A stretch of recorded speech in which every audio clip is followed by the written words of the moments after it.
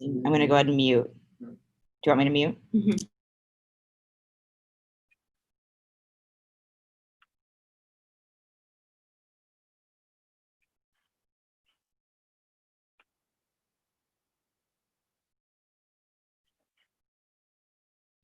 Okay, Natasha, can you still hear me?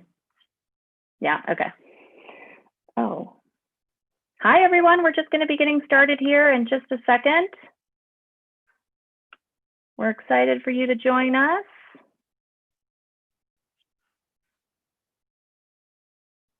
And we're excited to see those of you are joining from all over the world, which is very exciting. We have a couple minutes before we're going to get started, but in the chat on the YouTube Live, if you want to introduce yourself and share where you're tuning in from, it's really fun for us to be able to see that. So we'll get started here in just a couple minutes.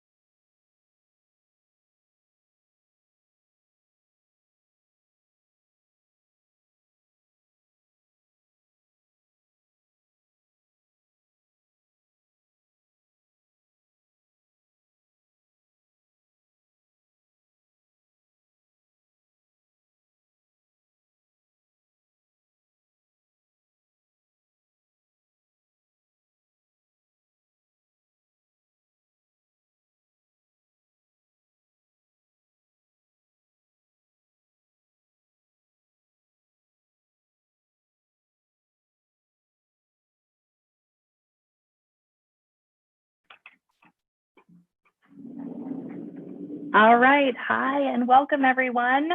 Welcome to the very first night before Keynote for one of our EdTech team summits. So because we get to do things a little bit differently now because of our new reality and situation, we're excited to try this out and do an evening, if it is evening for you, afternoon, morning, from all over the world, wherever you are. We're just thrilled that you can join us. So my name is Molly Bennett, and I work with the EdTech team, and I just love to introduce you to our Becoming 2020 Summit. So we are thrilled that you're here. This is also the first time that we're offering the Keynote to the world for free. So we have people tuning in, and this might be your first experience with EdTech team and what you get to see. And we're just thrilled that you could be here and that we could join you and we could support you in any way that we can as us as educators contemplate what learning looks like, what teaching looks like, and what our world looks like now. So we are really excited to be here with you. I am going to start to just share my screen and go through a bit of a quick presentation here before we get to the real show.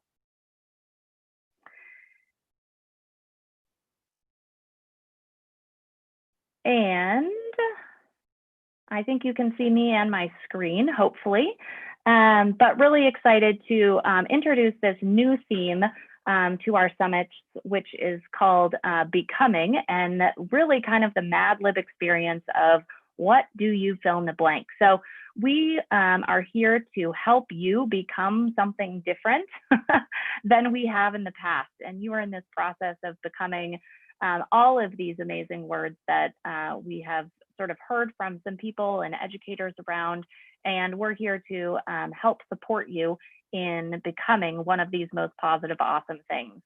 So this is our very first Becoming Summit. We are excited about having our full day of sessions tomorrow.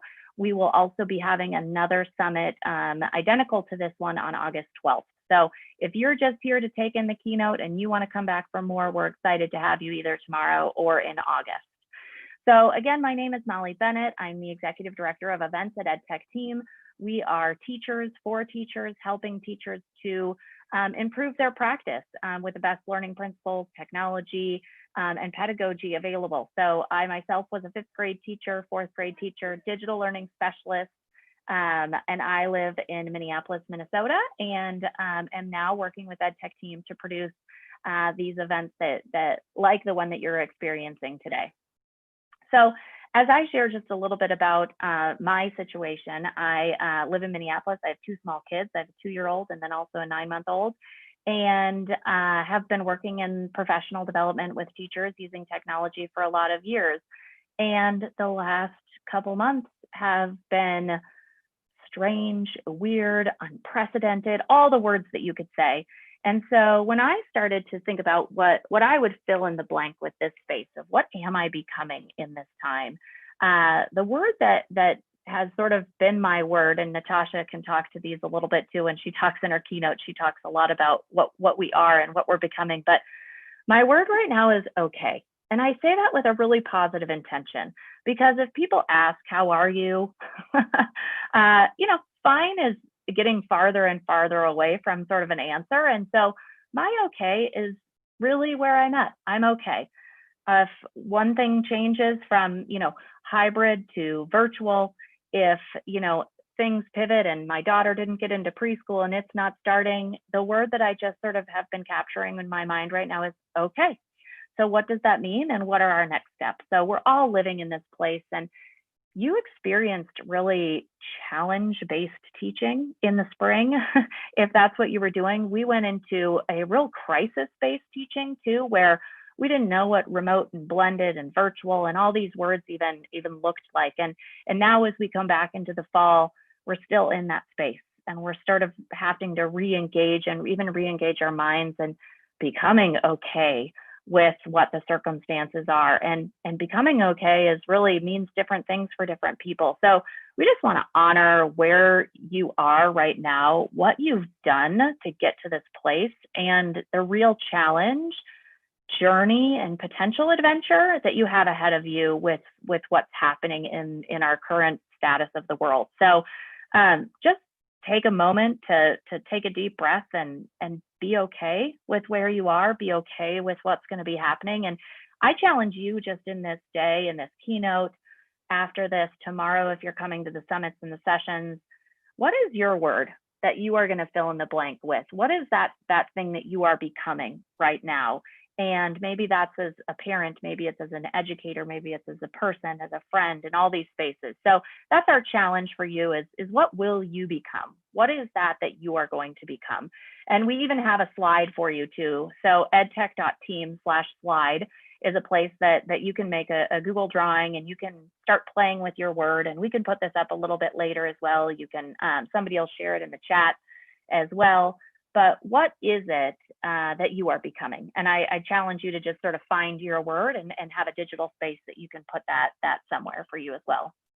So just a little bit about EdTech Team.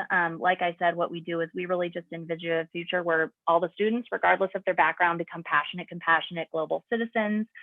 And another thing that we believe in is having fun. And we believe that learning can be fun. We really believe that digital learning and the use of technology and access to technology is really important. And it's obviously been something that has been a challenge and something that's connected us over the last couple months. So, at EdTech Team, what we really try to do is inspire and empower teachers. And we hope that that's how you feel after this today too. So we do have these summits, July 30th or August 12th, that we really want to help prepare you, help impact the teaching and the students. And as you are preparing for this year of uncertainty, we hope that this event can share some blended and remote learning for your entire staff. So obviously we're doing this virtual. We understand that some of you are going back into a blended or a hybrid environment. Some of you are going back into a virtual or a remote environment. And we want to support you in all of those different ways that you might be teaching this year. So we have 30 live sessions that are going to be happening tomorrow that are customized for teachers, a specific strand for primary, coaches, and also classified staff, whether you're beginning or intermediate, whether you're going Black blended or remote. So you get hands-on support, templates, strategies, toolkits, things that you could use with your students right away. And you get all the recordings of all of those as well. So you get access to every single session, even if you can't attend them live tomorrow. So that is what you can get.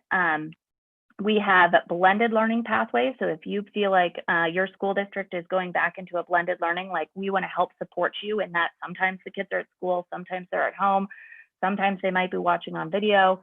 Otherwise, we have a remote pathway too, that if you know you're going back remote or distance learning, then we have strands for you as well. So all of those sessions will take place tomorrow and as well, again, on August 12th. And you can select a pathway or customize your own schedule. We've got 4 sessions that'll happen tomorrow, 1 hour, 60-minute sessions. And then we're going to end the day with, of course, an EdTech team style demo slam. That's always very fun, which we share 3-minute tips and tricks on what you'd love to do to help productivity and fun in your classroom. So it's a don't miss opportunity. So the demo slam will happen tomorrow afternoon with our set of presenters that will be presenting tomorrow as well.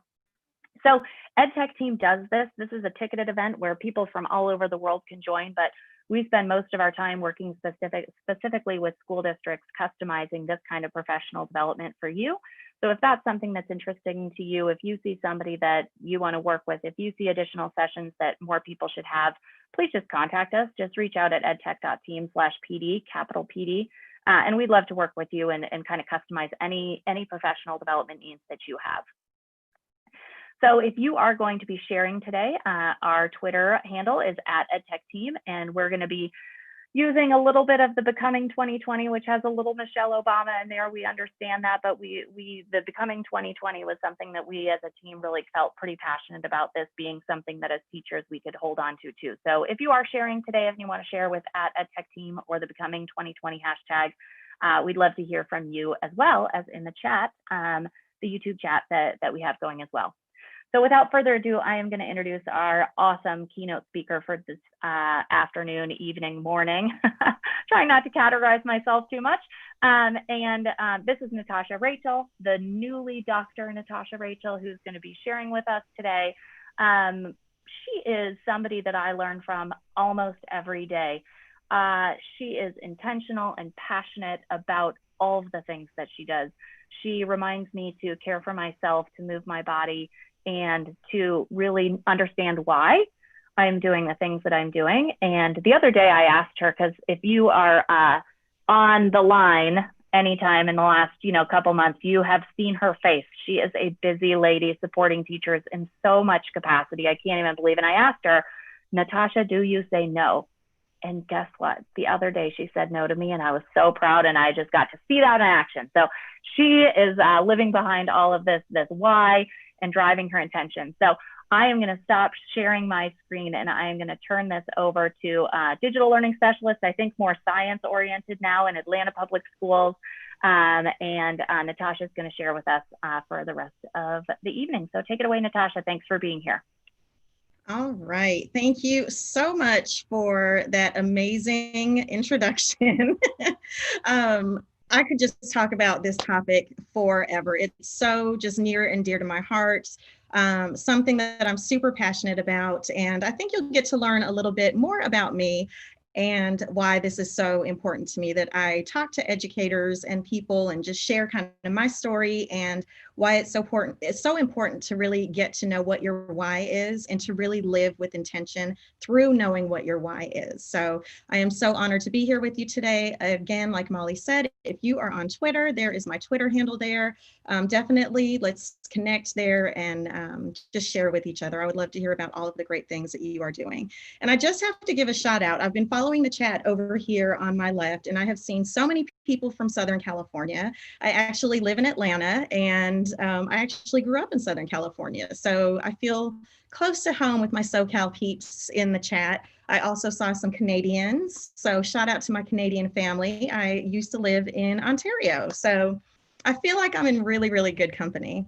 And it's so funny that the theme of this summit is becoming. And when I found that out, of course, I had to grab my Becoming book by Michelle Obama. And funny enough, her podcast actually launched today. And I was listening to some of it this afternoon. And in it, she talks about something that her dad told her. So in her mind, she says that it's not enough to succeed on your own, that she has to care about what happens to the kid in the desk next to her at school.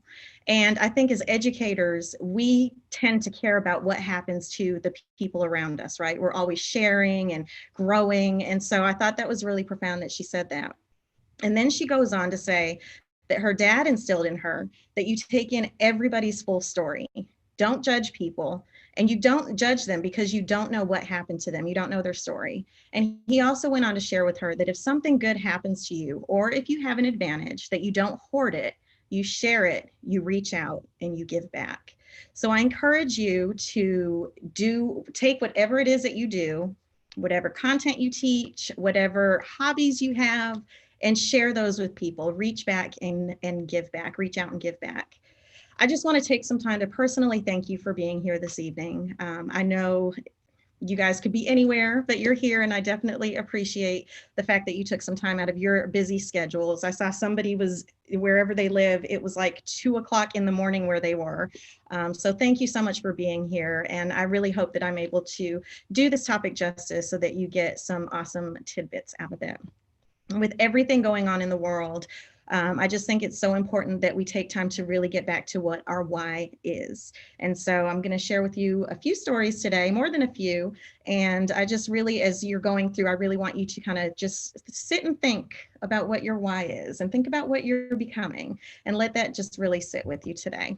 So a little bit about myself. I know Molly kind of gave an introduction. I am a former high school science teacher. I am alternatively certified. Jumped into the world of professional learning as a math and science, transitioned to teaching coach, and then fell into the world of educational technology. And it is by far the best job ever.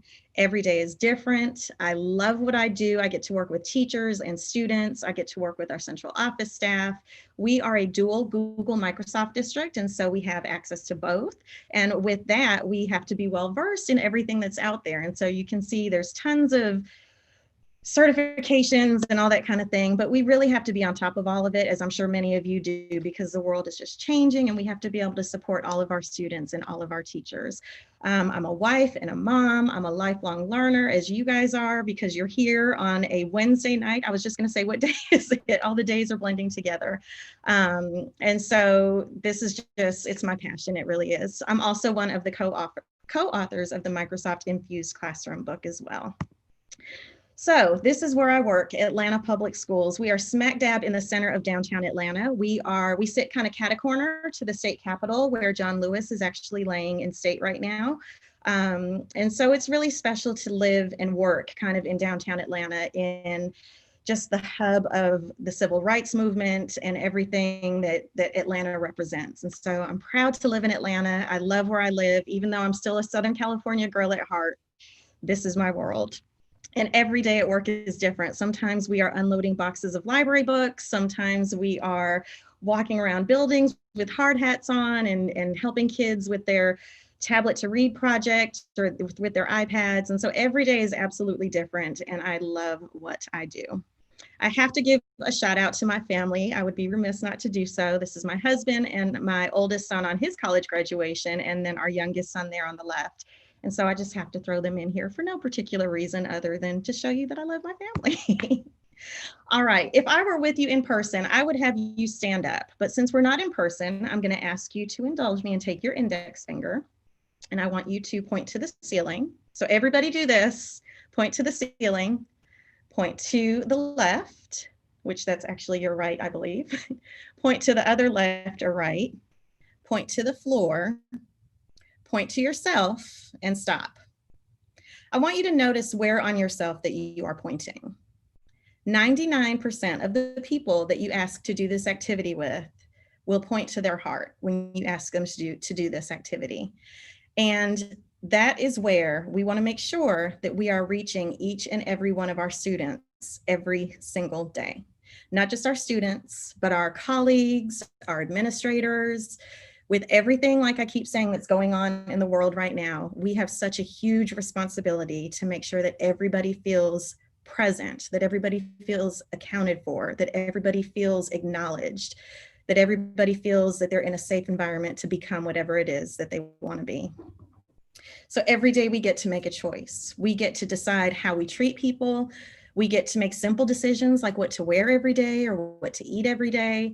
And it's such a huge responsibility to take that on, especially when we're dealing with students who come from every possible environment that we could ever imagine. So we can't take that responsibility lightly. And especially as we move into virtual learning or hybrid learning or face-to-face learning, keep in mind that everybody is doing the best job that they know how to do. Nobody has the right answer. Nobody has ever been through a global pandemic like this in our lifetime. And so it's just really important that we remember that those choices that we make and how we decide to treat people will stay with them for the rest of their lives. There are 3 things that I want to challenge you to make choices with as you move forward into this upcoming school year. The first is to honor relationships. The second is to know your why. And the third is to live with intention. I'm going to share a lot of stories with you that kind of follow along with these. First, let's talk about honoring relationships. This is where my teaching career began at Lithonia High School, which is about 20 minutes east of Atlanta. And this is where I remember, if you remember, I told you I was alternatively certified. So I started working in retail. I left retail and quit my job and decided I wanted to teach. This is what I've always wanted to do. I used to play school with my stuffed animals and my brothers. I had a little makeshift library in our garage. And so I'm going to become a substitute teacher and work my way up to becoming a teacher. Didn't know what the process looked like at the time, but I knew that's what I wanted to do. So I quit my job. I took a $30,000 pay cut. I became a substitute teacher, and that little window there to the right of the flagpole down there on the bottom, that was the principal's office. And I substitute taught at this school for about 2 weeks, and I noticed they had a full-time science teacher position opened. So I applied for it, and I didn't know if I was going to get the job. I didn't know what I needed to do to become an official certified teacher, but the principal decided to take a chance on me. Her name was Margie Smith. I still talk to her to this day. And she sat across from me at her desk, her big wooden desk, and she said, "I see something in you. I'm going to take a chance on you. You're going to make me proud, and you're going to be my star baby." I still remember that to this day. It sits with me, and it really just makes me remember that somebody took a chance on me, and so how dare I not take chances on other people? I have a responsibility to do that. It was at Lithonia High School that I met students like Brandon. This is Brandon here on the left at his high school graduation, and here on the right at his Yale graduation. He got a full ride academic scholarship to Yale. And if I just kind of back up just a little bit, the school where I taught was 99% free and reduced lunch.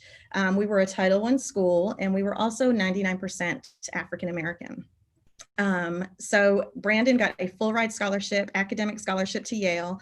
He is actually on his way to Columbia University to get his MBA, and he's just doing phenomenal. While he was working in DC before he decided to go back and get his MBA, he lived in the penthouse of this building with like 3 of his best friends and living his best life. So proud of him. It was here that I also met students like Jamar. Here we are in high school. Well, he was in high school, and here on the right, he's actually an educator now in Baltimore, and I love following his journey. He shares with me all about his students and what they're doing, and it's just funny to hear one of my former students talk about their students now. He actually ran for city council in his district where he lives. He did not win, but he had the courage and the power to make the decision to run for office. And I was so proud of him for doing that. His last name is Day, and his slogan was "It's a New Day," which I thought was really cool. Students like Sheldon. Sheldon was my big velvet teddy bear. Sheldon, I'm 5'3.5", and Sheldon was probably 6'3". And Sheldon was my student that would come to class, and he would do his work. He was really quiet, not a bad kid at all. He would just sit and do his work.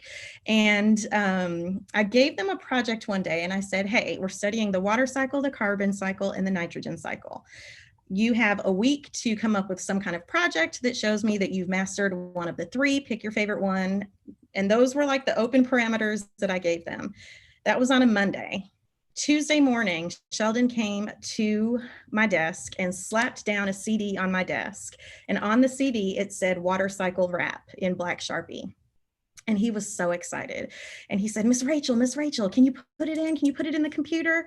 I want everyone to listen to it. And it was really odd because he was not like excited. He never got excited about anything.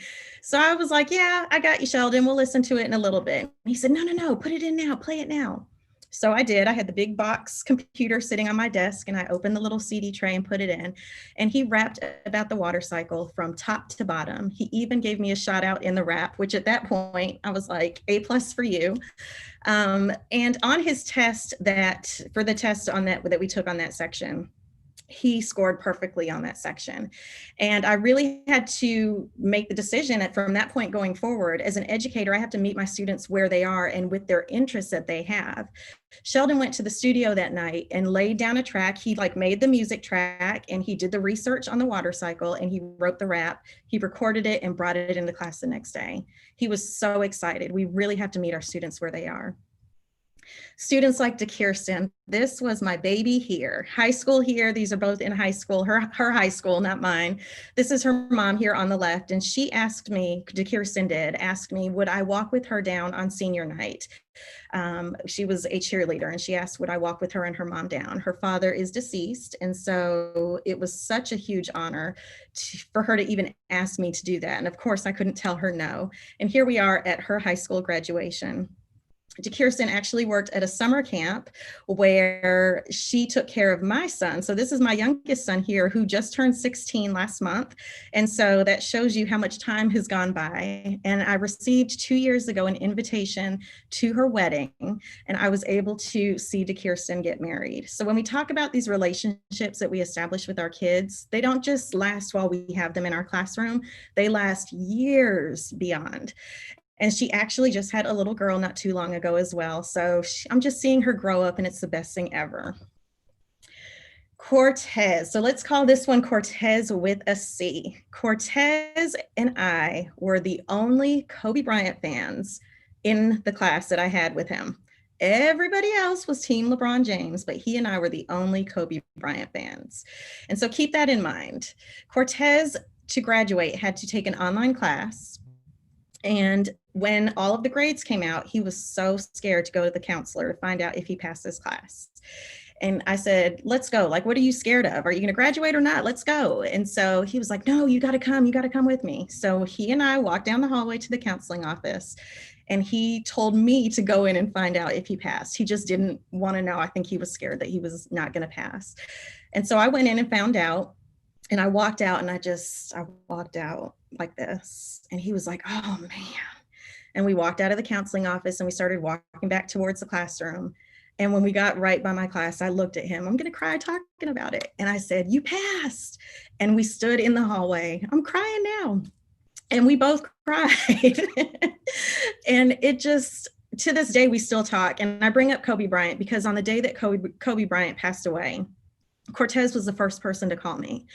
And he said, he called me before I even knew what had happened. And he said, Miss Rachell. And he was so sad. He said, did you hear? And I was like, no, what? And he said, Kobe Bryant just passed away. And I was like, no way. No way. Turned on the TV. And of course, that's everything that was on the TV. And so we talked throughout that day. I called to check on him. He called to check on me.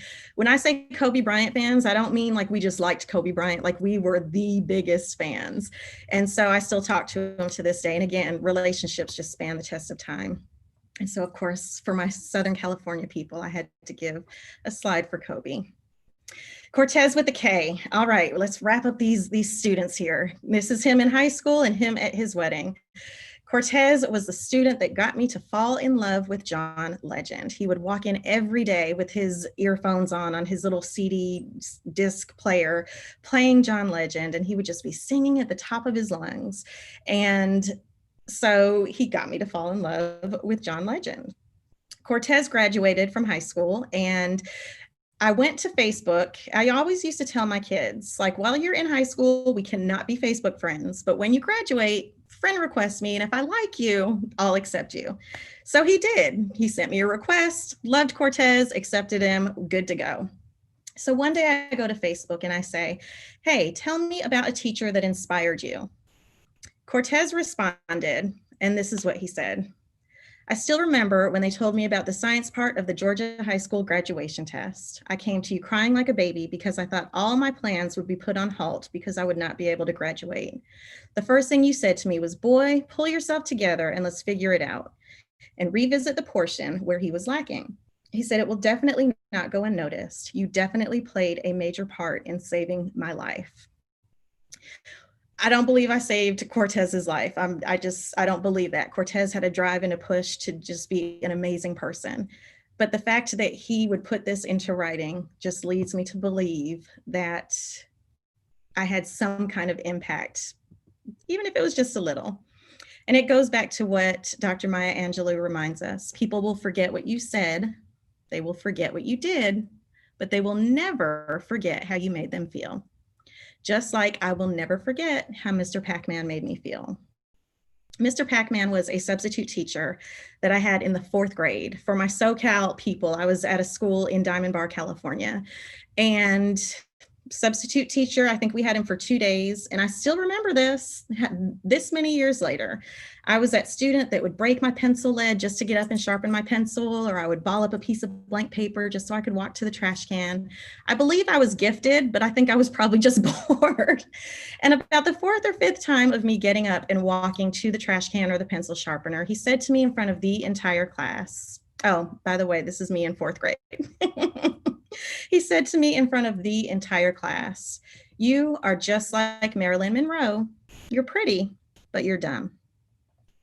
That was in the 4th grade. I still remember it to this day.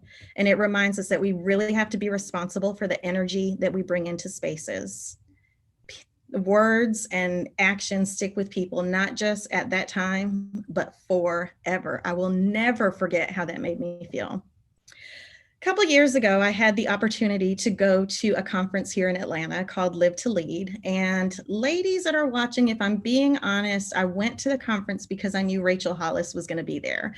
And it was a less expensive conference than the one that she puts on, the RISE conference that she puts on. And so I jumped at the opportunity to go. And it was at this conference that I got to hear her speak.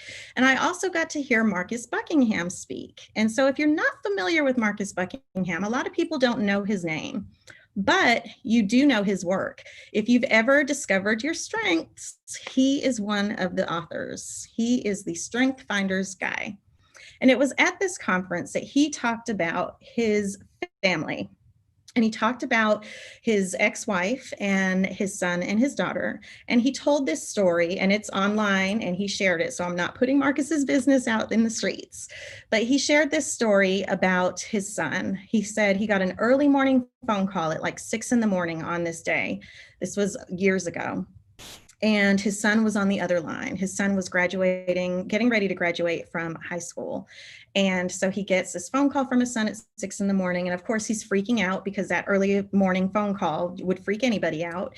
And he says to his dad, he says, Dad, hurry up and come over. They just took mom away to jail. And so he gets up and rushes over to his son's house, where his ex-wife's house, where his son and his daughter live. And he walks in, and their son and daughter are just sitting there on the ground. And what had happened was his ex-wife was caught up in the collegiate cheating scandal, and she paid somebody $50,000 to take the ACT for her son, and was planning to do the same for his daughter. And so the thing that he kept talking about, he said, he was so concerned. His son said to him, like, she just didn't see me, like she just didn't see my potential, because the son had no idea. He thought he had achieved a high score on the ACT by himself.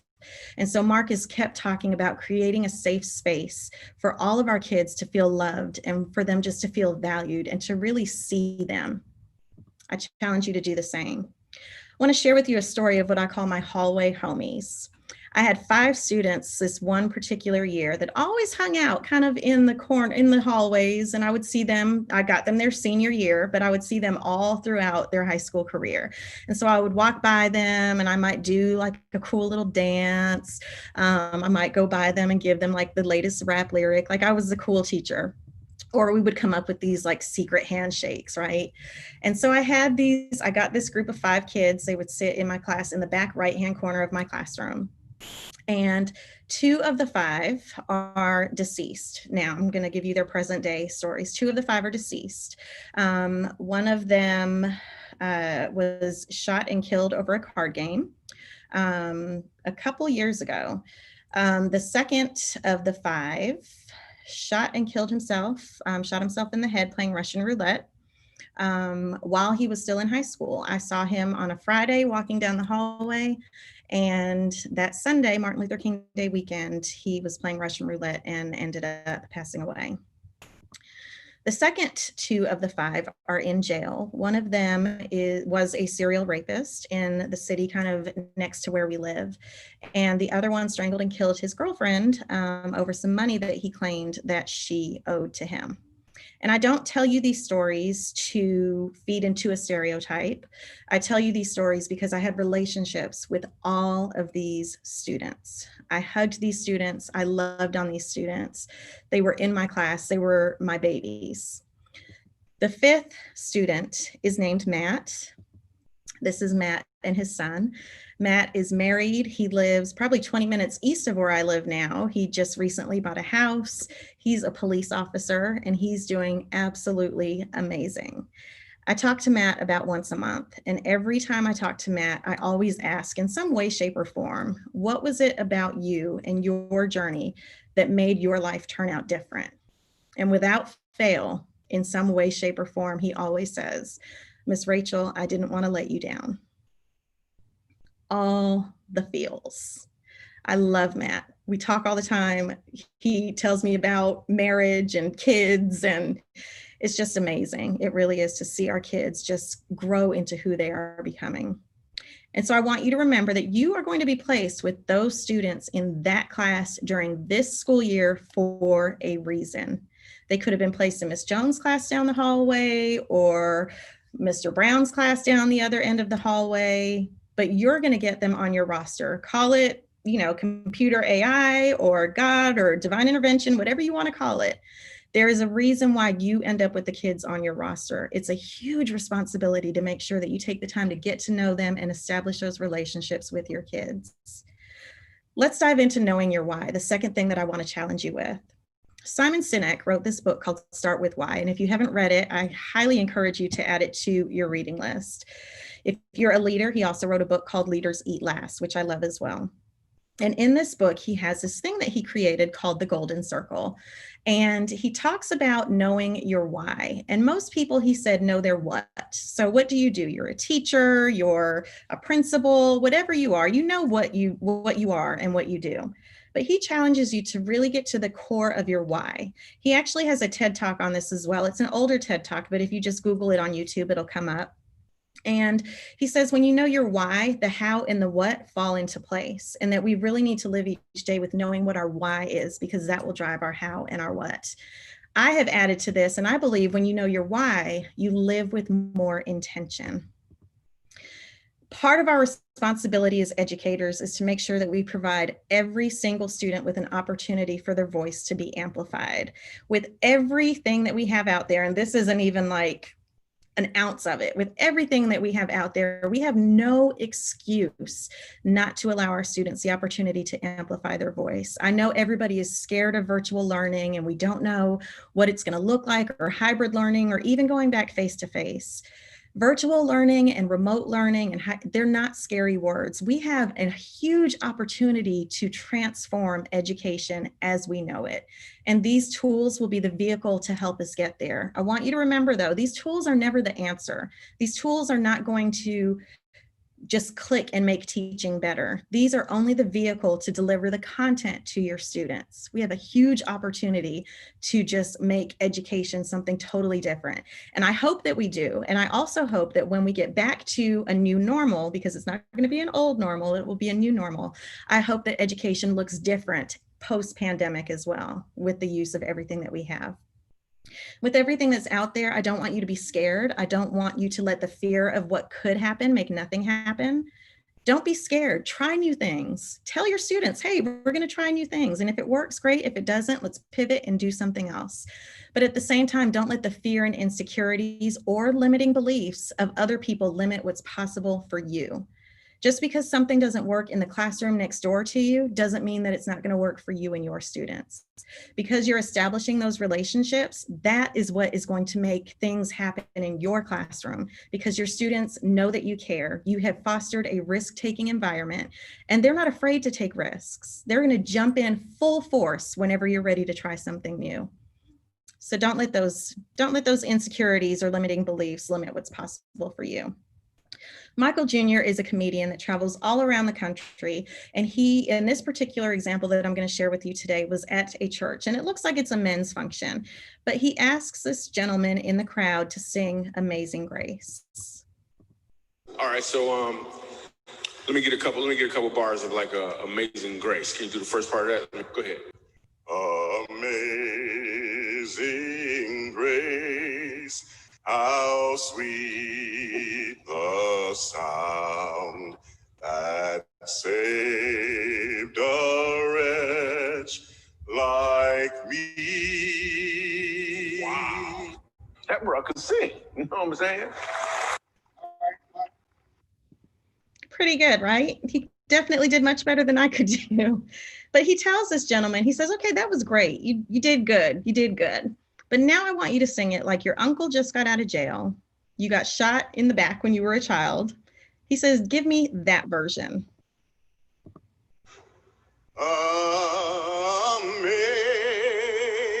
Amazing grace, how sweet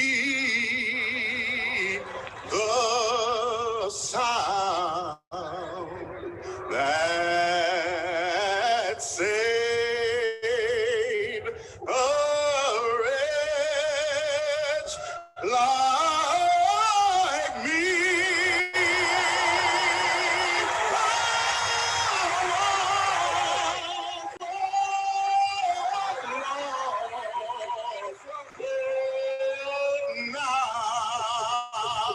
Right now I'm found, was blind, but now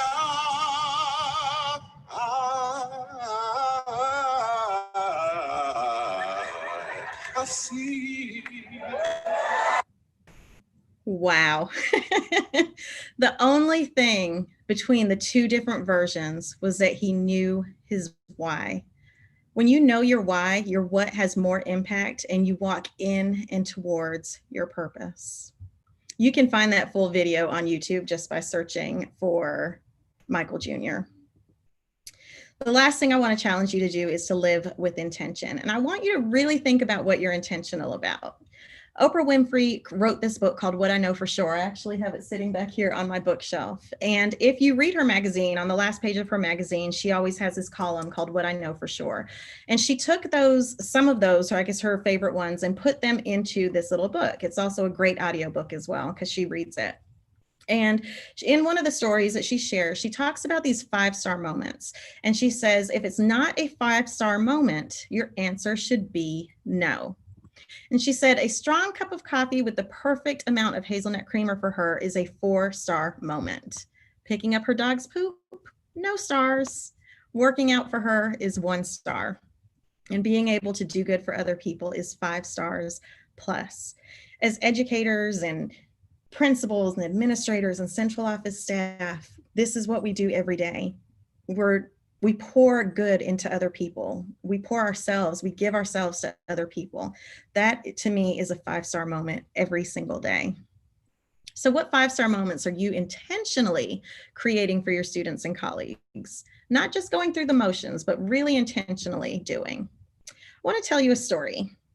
This here is my twin brother on the left and my little brother in the middle there. This was on his wedding day on August 27th, 2016. Not even a month later, on September 18th, it was on a Sunday morning, I was in the grocery store and I had been on Pinterest that morning looking for recipes. And it's really funny, ironic, when you go through something, it's funny the details that you remember. So I had been on Pinterest. I was looking for, do you guys remember the salads in a jar when they were really popular?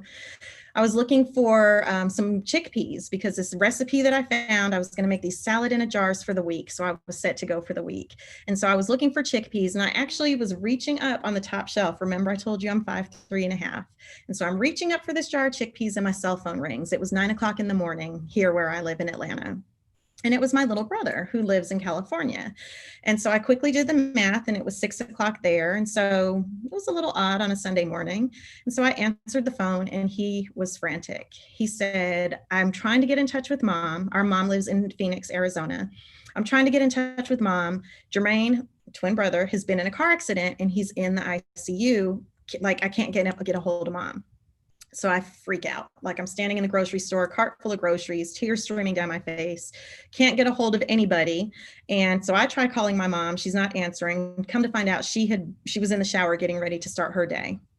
And so right after the accident happened, not even an hour later, this is the article that was floating around social media. So I have a love-hate relationship with social media. I love it, but before we could, tell our story to the people that needed to know it, i.e. family and close friends, it was already floating around social media. And of course, Facebook, it was reposted and reposted and reposted. And anyway, so this was his car here, the one that's on the side there. He had to be cut out of the car because they couldn't get him out. Thank God he had his seatbelt on. And the article that kind of coincided or went along with that image said a 30-year-old man was reported to be near death following a single rollover crash. And the part that I can kind of laugh about now is that it said he was a 30-year-old man. This accident happened 2 months before our 40th birthday. So I kind of snickered at that. I was in my head thinking, well, if they think he's 30, I'm 32. But anyway, thank God, like I said, he had his seatbelt on. This is what the car looks like. You can see the car door was cut off. And everybody that sees these pictures just cannot believe that he survived through this. So of course, hopped on a plane, got to California to where he was. And this was him. He was in a coma for 10 days, had to learn how to breathe and talk and eat and everything all over again. Intense physical therapy, learning how to stand up. Watch your noggin. Yeah. And then sit back down. Learning how to walk and everything. And so seeing him go through this and seeing how our family came together, really, this is what started my journey as to living with intention and really diving into my why. And so my twin brother, Jermaine, is my why. So always, always, always go back to your why and use that to push you to make the most of every second that you have here. I'm sure we all have stories of losing loved ones or going through something traumatic. And if you really remember your why, it'll push you to maximize the time that you have here and to be intentional and to live with purpose. So I want you to take a second. I want you to open up a new browser and I want you to go to www.futureme.org. You can also just drop this in the chat, or if you're on Twitter, you can go ahead and put it on Twitter with that hashtag becoming2020 and at me on Twitter too. My Twitter handle is down there at the bottom. When you go to this website, if you choose to do it that way, you're going to come, once you get there, it's going to open a box for you and it's going to say, Dear Future Me. And I want you to type in what your why is.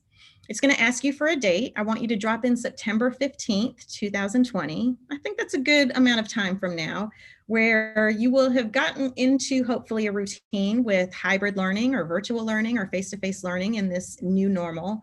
And I want you to put that date in there because what's going to happen is on September 15th, you're going to get an email in your inbox with your why. So you're kind of emailing yourself in the future and it's going to just remind you. It'll be a surprise because you'll totally forget about it between now and then, but it will give you a nice surprise and just kind of remind you, hopefully in the moment of wherever you are in your day, what your why is. So I want you to take a few seconds to do that.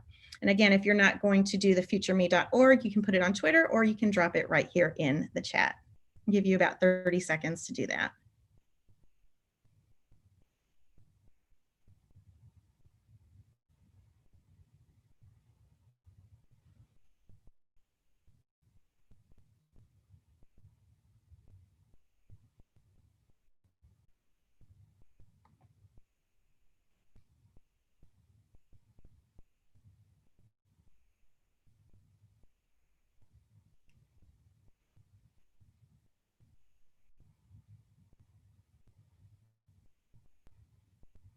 All right, hopefully you have taken some time to write yourself a future letter or to put it on Twitter or to post it in the chat.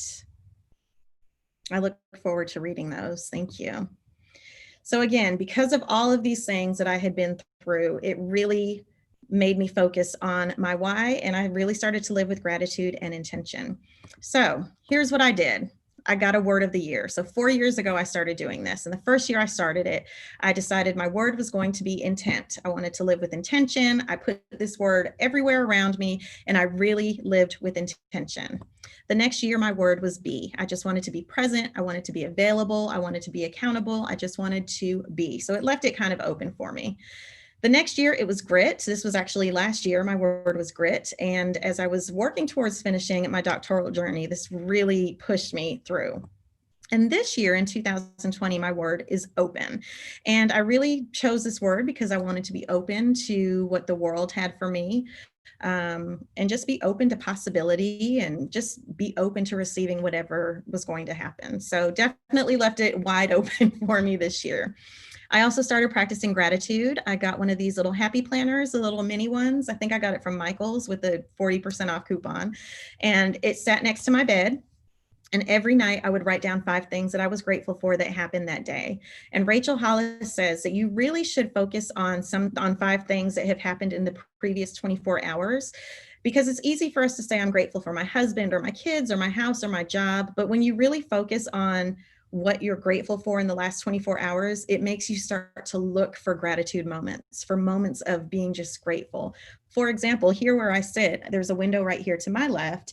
And because I'm working from home, I have noticed this red bird that comes to visit me every single day. I've also noticed a little chipmunk that comes and sits outside the window, but I never would have noticed that if I was not looking for it. I would have just maybe glanced and, whatever. So 5 things that you're grateful for every day. The energy that you put out is what is going to come back to you. So if you're putting out gratitude and positivity, that's what's going to come back to you. I also started the 100 Happy Days Challenge. And if you go to 100happydays.com, you can start your own challenge. I actually have a challenge for you.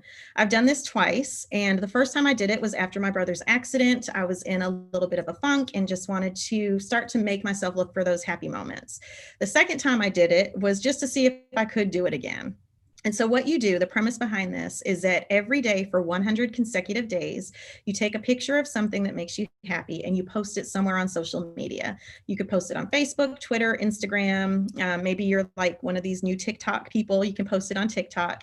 And so some of the things that made me happy, of course, my kids, my husband, a great salad that I had, this Hello Kitty cup that one of my friends made me. And you post these images and you use the hashtag when you post them, hashtag 100 happy days. And you also come up with your own hashtag. So if you were to go to Instagram and search hashtag Natasha chooses to be happy, you would see my 100 days of happy. I think I only personalized my hashtag for 1 round, but it's there if you see it. Some other things were some clouds one day, a hot caramel sundae. I got to meet John Lewis, which was just absolutely a highlight. And even now in reflection, just even more special. Green Jolly Ranchers are my favorite. So little things, you just start to look for those things that make you happy. And so again, every day for 100 days, I went to social media and asked my friends to post some pictures of what made them happy. These are some images, of course, lots of pets and Disney and that kind of thing. But this lady up here on the top left on Twitter, who I've never met, said a perfectly peeled hard-boiled egg made her very happy the other day. So often it's the little things that bring joy. She was seriously telling anyone who would listen how happy she was about it. Sorry, no picture. And then the little egg emoji. But how awesome is it that you find joy in the smallest things? Again, kids, Disney, clouds, plants, lots of good stuff. So I am going to start a third round on August the 1st, and I challenge you to join me. I won't even know if you do it unless you tag me in your post, but I would love for you to challenge yourself to see if you can do it. So every day for 100 days, post something that makes you happy. You can go to this website again, 100happydays.com, and you can just register and say, hey, I'm going to do it. This is when I'm starting. And if you get through it, they even have where you can order like a print collage of all of your images, which is really cool. Come up with your own hashtag so that as you are searching later on down in life, you can search your personal hashtag and you can be reminded of those things that made you happy. So I'm starting August the 1st, and I'm challenging you to join me. Now matters more than any other time, guys. It's today that determines who we are becoming. It's determining our quality and our direction of our life. This is another awesome read, The Miracle Morning by Hal Elrod. If you have not picked that one up, definitely pick it up. It's a quick read, but it is really, really awesome. You do not have permission to quit. This is unprecedented times for all of us. None of us have been through this before. This is brand new for all of us. It's a new normal, but you don't have permission to quit. In a few weeks, or maybe even next week, you're going to have 35 new students staring you in the face, whether online, on a roster, or in your classroom face-to-face. Maybe they'll all have masks on, but they need you. Remember, they're with you this year for a reason.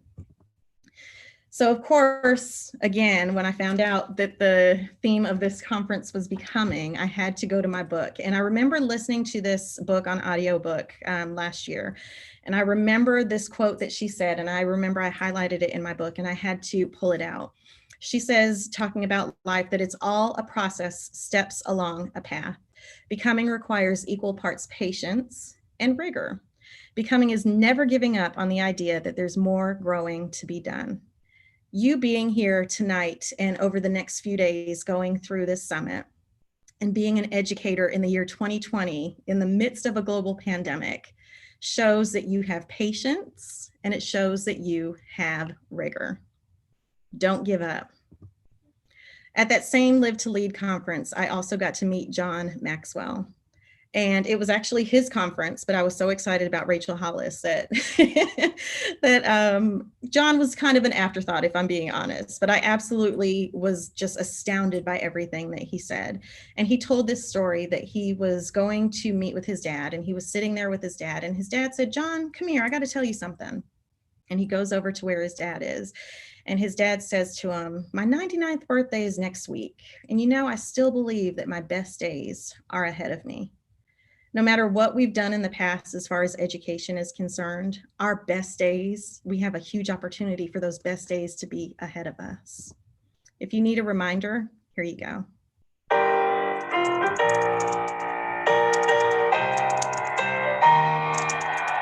know I'm back, like I never left. Another sprint, another step, another day, another breath. Been chasing dreams. Hey, the North, I got strong. I got a new attitude, the new sunlight, there's a piece of mind. Seeking to find, I can sleep when I die, want a piece of the pie, got the keys to the ride. I'm straight, I'm on my way, I'm on my way, yeah, I'm on my way. I'm running late, what can I say?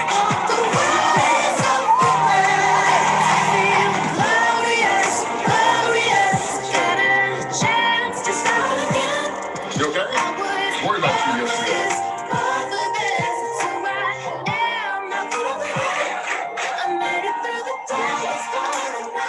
We're not here to be average.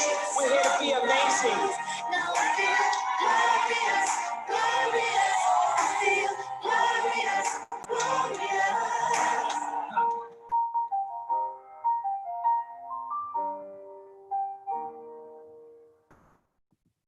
You are not here to be average. You are here to be absolutely 100% unapologetically amazing. I really do believe that. I thank you so much for your time this evening. And as you move forward, again, I want to challenge you to honor relationships, to know your why, and to live with intention. Thank you so much. Oh, Natasha, all the feels. This is where we need to just flood the Twitter or the YouTube chat with just some thank yous. I actually literally needed to pull it together a little bit at this place, and especially just sort of that Michelle Obama quote at the end about what becoming actually means. So thank you so much. There are a lot of people who are saying this is what I've needed, and a little bit of what I've needed in order to sort of become what I need to become for the next school year. So just all the feels, kudos, thank you. I think it's so fun to think of all the different ways you've helped us to express how we can become and the ways that we can show up. And there are so many different ways that we can do that. So I had to share my not 100 days of happy, but my during this keynote happy. It's you know, dinner time for the 2-year-old, and my family's helping, and I just caught a glimpse outside of my 2-year-old having dinner dressed completely like a pirate by her 10 and sent her home nephew. And so that just made me happy today. So it allows us to just look at those little moments and really express how happy we are. So gosh, we are so grateful for you and the way that you have been able to just share with us. So thank you so much for that. Just as you know, a reminder for the people that are watching is that we are excited about another great day of learning tomorrow. All of our sessions kick off. If you have a paid ticket for tomorrow, you'll get an email with a link to the sessions, with the schedule and all the links that you can join the conferences. If you're so inspired that you're like, I need to do this and show up tomorrow too, there's plenty of tickets available for tomorrow or August 12th. And there were a lot of people that said, gosh, tomorrow I'm doing this, and August 12th, I'm supporting my teachers. If you want to purchase a ticket, you get all the recordings for all of the sessions without having to be there live too. So it's another great way for you to be able to experience all of this and also not have to be there live. So we're really excited about that. Again, please just get in touch with any of us. We are happy to help. We just are so grateful for Natasha and just the way that she's kicked us off. We wanted to, at the EdTech team, just share with you, we have tons of free resources for you at our EdTech team remote and blended learning hub. And so that's edtech.team/DL hub. And there's free webinars. There's going to be more conferences and more sessions. There's a leadership series if your leaders of districts need support and help too. Lots of free content, lots of free resources for you as well. And we're going to also start having some free parent trainings, which that has been a barrier for a lot of people. And as we think about going into this next season with parents really needing to support, we have some free resources and training for them as well. So think about your word. You maybe have it. You maybe have been thinking about it. Maybe something that Natasha made you write in the future me allows you to kind of be remembering that word. But we're excited to be along with you. We're honored that you have chosen to be here and spend this time with us. Natasha, we're honored that you would give up your evening with your family and do all these things to inspire this amazing group of educators too. So we are super excited about tomorrow, and we can't wait to see you. We'll see you online and digitally as well. Thank you for attending. Thank you for coming. Everybody make sure to take care of yourself, and we can't wait to see what you become. Thanks all.